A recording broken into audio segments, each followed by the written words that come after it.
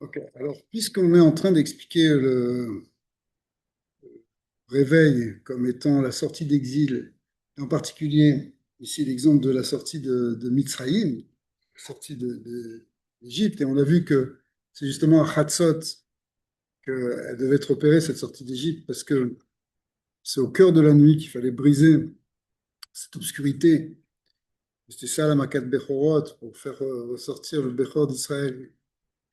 Maintenant, on va voir, hein, toujours dans la symbolique de Yetziat Mitzrayim, ben, la Achilat Matzah. Quelle est la symbolique ici de manger de la matzah? L'Issur Hametz, avec l'autre côté, puisqu'il y a deux mitzvahs, il y a une mitzvah tassée de manger la matzah et une mitzvah lo tassée de ne pas manger le Hametz et de le faire disparaître. Qui matzah zé bechinat da'at. Alors il explique. Matzah, bah, c'est le da'at, c'est la conscience. Comme c'est marqué dans tous les forums de Chassidut, c'est le Kabbalah. Bechinat mochin de Gadlut, ce qu'on appelle les mochin de Gadlut, dans les kavanot de Pessah.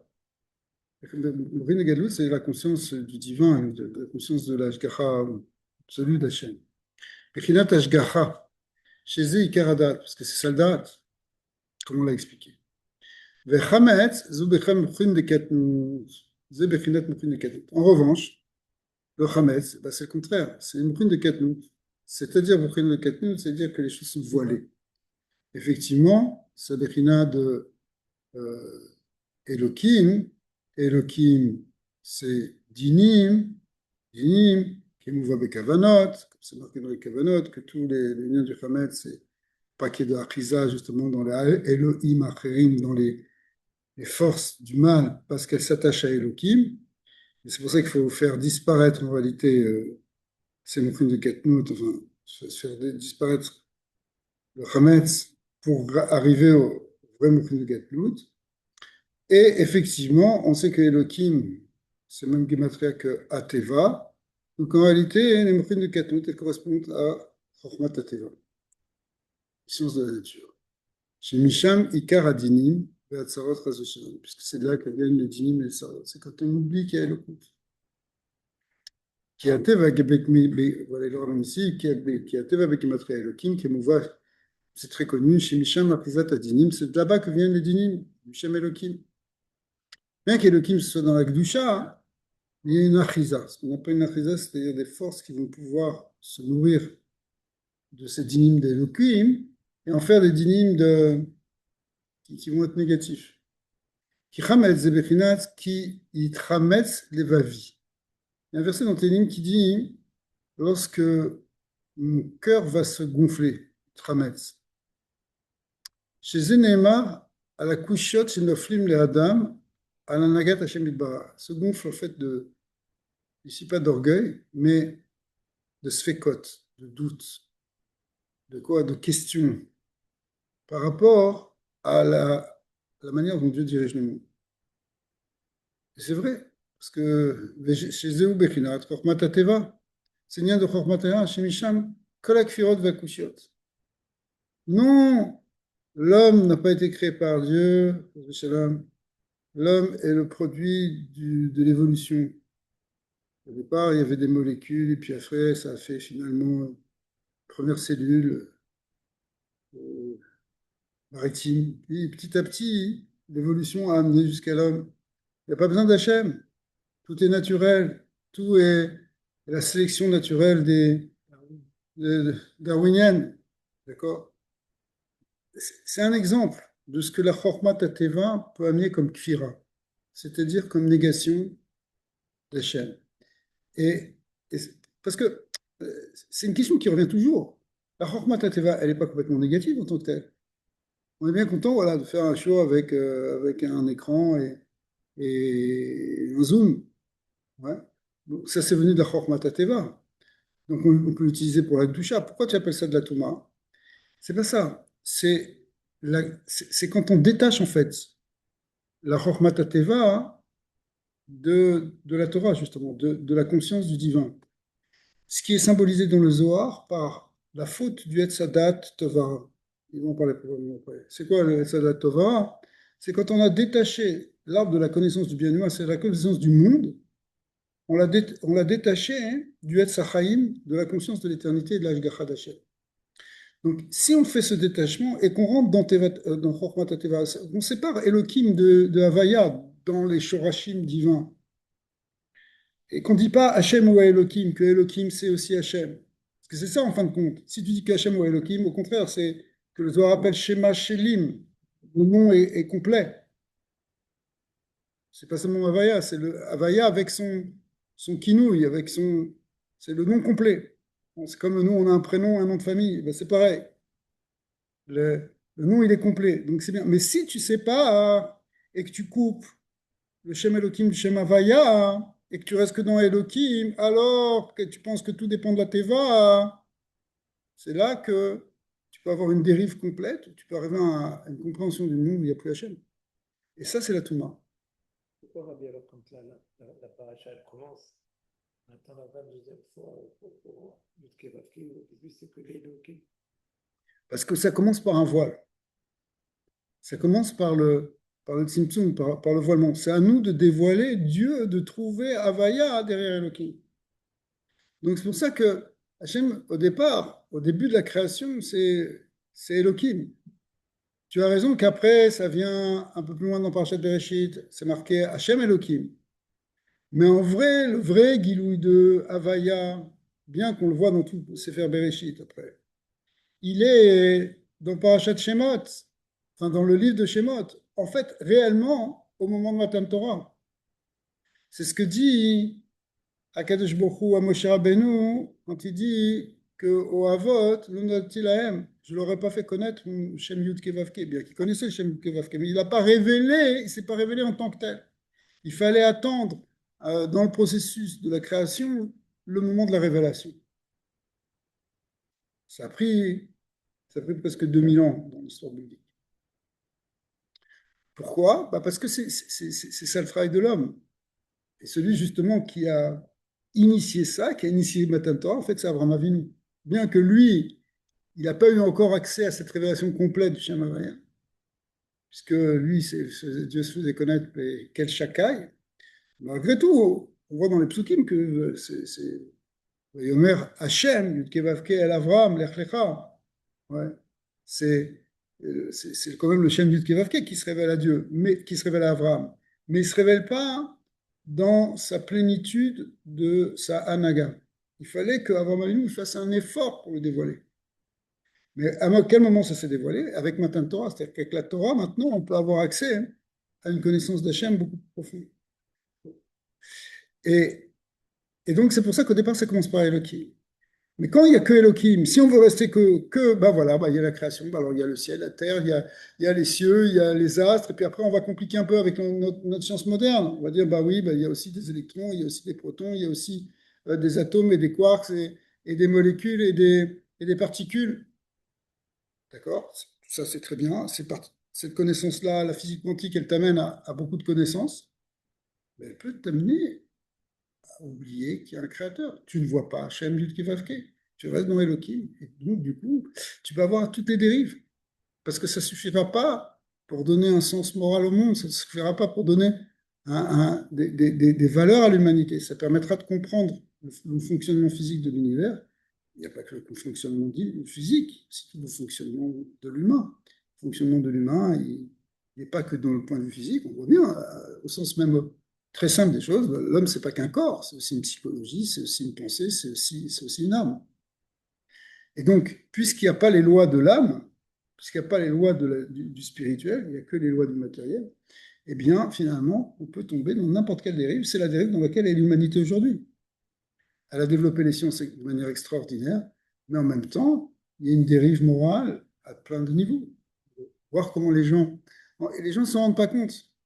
Aujourd'hui, tu as des courants écologiques qui disent, voilà, il faut absolument faire attention au CO2, à la pollution, séparer les détritus. Pourquoi? Parce qu'on ne veut pas détruire notre terre. Voilà. Mais est-ce que tu sais que tu es en train de détruire l'humanité dans le fait que tu ne veux plus avoir d'enfants, que tu ne veux plus faire de famille, que tu t'en fiches de la tsniout, parce que la tsniout, c'est le départ, ça veut dire qu'on n'a pas besoin de se marier. Est-ce que tu comprends que tu mets en péril l'humanité beaucoup plus rapidement qu'avec la pollution? Ou d'une autre manière? Non. Pourquoi tu t'en rends pas compte? Parce que tu n'es pas dans le schéma Havaya.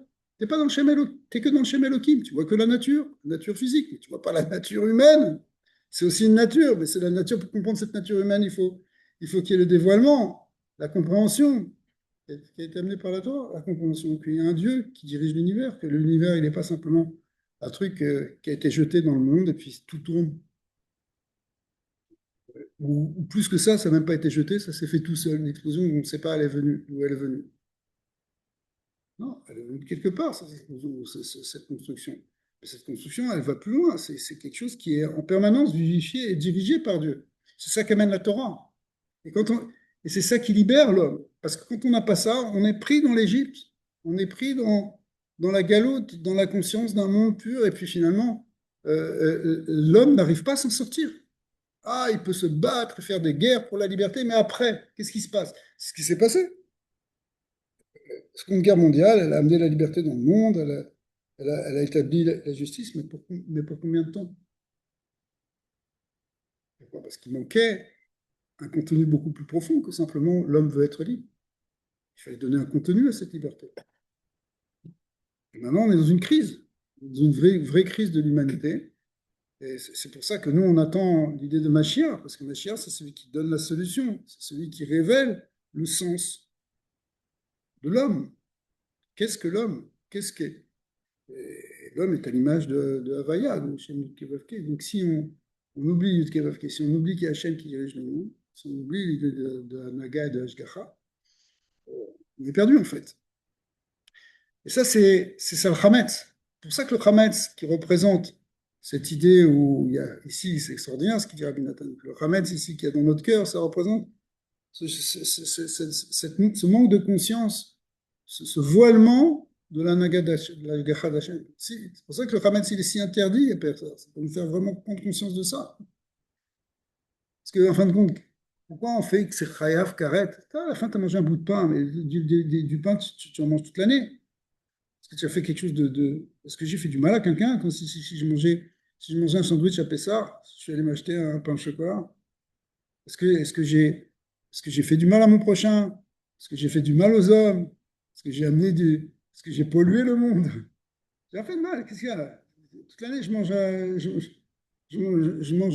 du pain. Je peux pas en manger aujourd'hui. Non, aujourd'hui, je peux pas. Pendant une semaine, tu peux pas. Tu dois manger. Pourquoi? Pourquoi c'est si important? Même pas, il faut même pas le voir chez toi. Il faut même pas le trouver. Même caché, il faut pas qu'il soit. Bon, vendu, ça t'appartient plus. Mais tu peux pas. Pourquoi?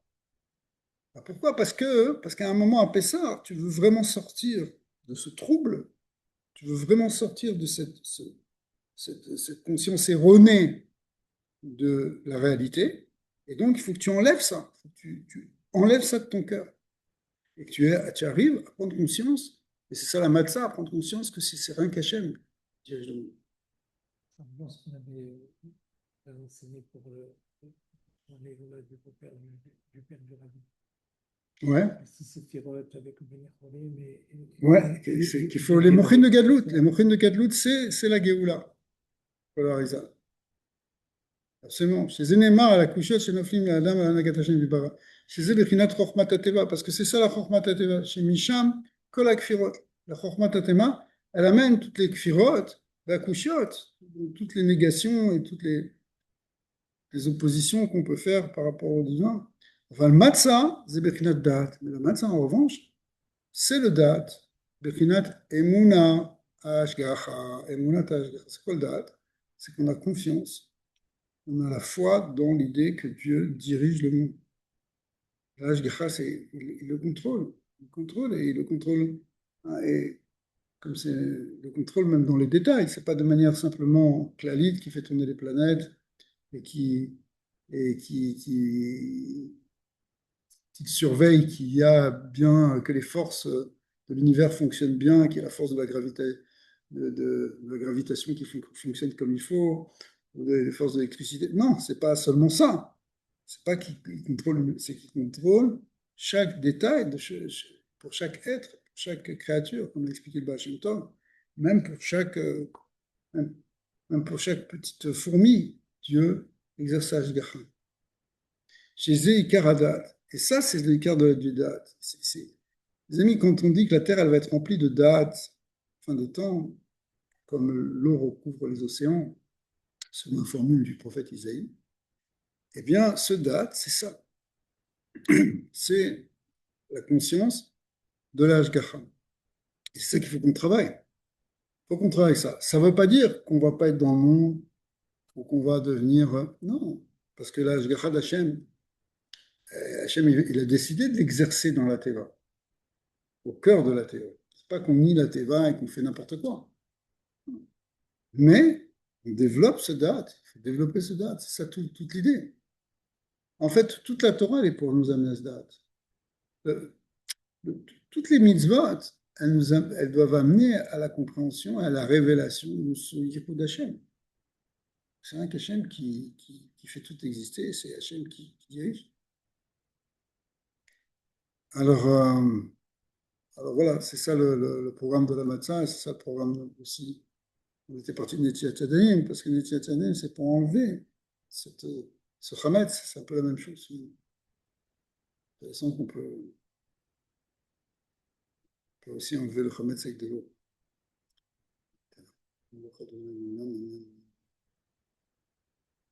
Donc, les Juifs, on est les seuls dépositaires de ces On lois est, de l'âme.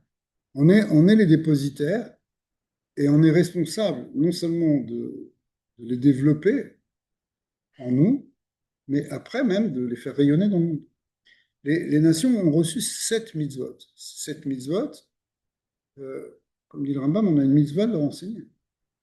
Il y a une dimension particulière, c'est-à-dire de particularisme pour le clan d'Israël, une dimension de la Torah qui est au niveau particulier d'Israël, mais une dimension universelle. Cette dimension universelle, il faut que la terre entière soit remplie de cette connaissance. C'est-à-dire que même que toute l'humanité grandisse au niveau du Da'at, grandisse, qu'il y a une élévation dans la conscience des hommes. C'est ça l'ère messianique, c'est ça Mashiach. C'est une ouverture de la conscience des hommes. C'est pour ça, et d'une certaine manière, ça se produit, parce qu'en même temps qu'il y a une espèce de pourrissement des valeurs, avec tous les signes qui sont marqués dans la Gemara, dans les prophètes, qui sont des signes de dérèglement et d'opposition qu'on est en train de vivre actuellement. En même temps, est en train de germer un désir profond dans une grande partie de l'humanité aussi, d'arriver à une autre forme d'humanité, une autre forme de vivre l'humain de manière plus grande et plus belle. Le principe de la justice, le principe de l'harmonie, de la fraternité, etc. C'est quelque chose qui va émerger, qui est en train d'émerger aussi, mais qui émerge au cœur de la boue, en quelque sorte, qui vient de la confusion dans laquelle est plongé le monde. Un peu comme quand la graine va faire sortir le germe qui va faire la plante et voir l'arbre et ensuite les fruits, ben ce germe-là, il sort au cœur de la putréfaction. Sous terre, c'est au contraire, toute la coquille, toute la graine, à part un point de germe, toute la graine a pourri. Ben, c'est la même chose en réalité, ce qu'on est en train de vivre. C'est intéressant le paradoxe que tu as soulevé avec l'écologie, tout ça, parce que ça nous montre les mochines des canaux. Parce qu'à un moment donné, l'idée, elle est belle, mais parce qu'il manque, pas plus de ça. il manque la notion d'Ashgacha, et ça reste que dans le Shem Elohim, que dans la Chormata Teva. Alors on va prendre. Ouais, alors elle est infinie, mais par contre la Chormata Teva, alors elle va calculer le CO2, elle va calculer. Ce qui est intéressant, ce qui est important de prendre conscience que oui, effectivement, on ne salit pas l'endroit dans lequel tu es, c'est là où tu habites. Mais d'un autre côté, si tu salis moralement, bah, c'est peut-être encore pire. Ce qu'on a vu avec l'histoire de Noir. Ce qui a détruit la Terre, c'est le mauvais comportement des hommes. C'est ça qui a amené le vrai bouleversement, le vrai dérèglement. Parce qu'un dérèglement dans l'humanité, étant donné que l'homme est au cœur de la création, il est l'axe du monde créé, eh bien, lorsque cet axe y dévie, ben, tout le reste dévie. C'est ce qu'on voit, puisque même les animaux avaient dévié leur voie. Et finalement, toute la terre a été remplie de ramasse, de destruction. En tout cas, Bezat Hashem, on va voir la Géoula avec les lignées de Matzah.